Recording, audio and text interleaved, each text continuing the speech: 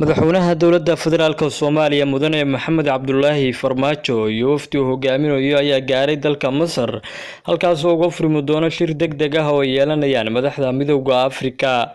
Shirkan ayaa lagaga arinsanayaa xaaladda dalka Suudaan iyo sidii xal waara looga gaari lahaa qalalaasaha siyaasadeed ee ka jira dalkaas. Dowladda federaalka Soomaaliya oo xasuusan hiilkii iyo garab istaagii dowladda iyo shacabka Suudaan ay u galeen walaalahooda Soomaaliya xilliyadii adkaa ayaa mudnaanta siinaysa ka qayb qaadashada dadaalada heer gobol iyo heer qaaradeed ee ku aadan samata bixinta dalka Suudaan. Wasiirka arrimaha dibadda iyo iskaashiga caalamiga ah ee Soomaaliya mudane Danjire Axmed Ciise Cawad ayaa saxaafadda uga warbixiyay safarka madaxweynaha ee Masar. madaxweynuhu wuxuu Qaahiro u yimid inuu uga qayb galo shir madaxeed kooban oo looga hadlayo arrinta Suudaan. shirkaas waxaa isugu imaanaya dalalka dariska la ah Suudaan sida dalalka IGAD oo ay Soomaaliya xubinta ka tahay iyo Masar iyo Chad. waxaa Masar ayaa martigelinaysa maxaa yeelay madaxweynaha Masar waa ka sokow inuu yahay daris Suudaan Masar tahay waa sanadkan Masar waa guddoonka maaragtay Afrika.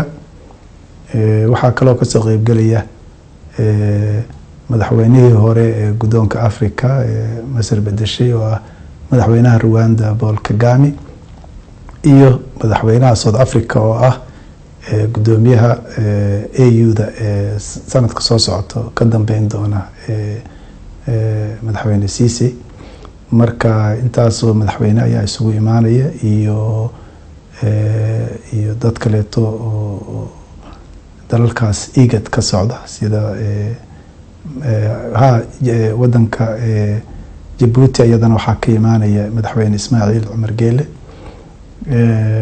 wadamada Uganda, Kenya, South Sudan iyagana waxay soo dirsanayaan Ethiopia wufuud.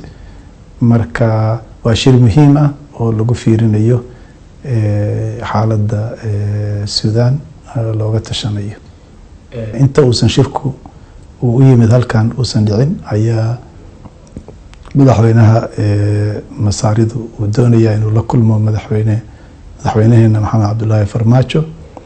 ka bacdina wuxuu madaxweynuhu ka qayb galayaa shirkii hadda aan sheegay madaxda dalalka dariska ah iyo madaxda Afrika qaarkood ay isugu imaanayaan oo Suudaan arrimaheeda diiradda lagu saarayo looga tashanayo.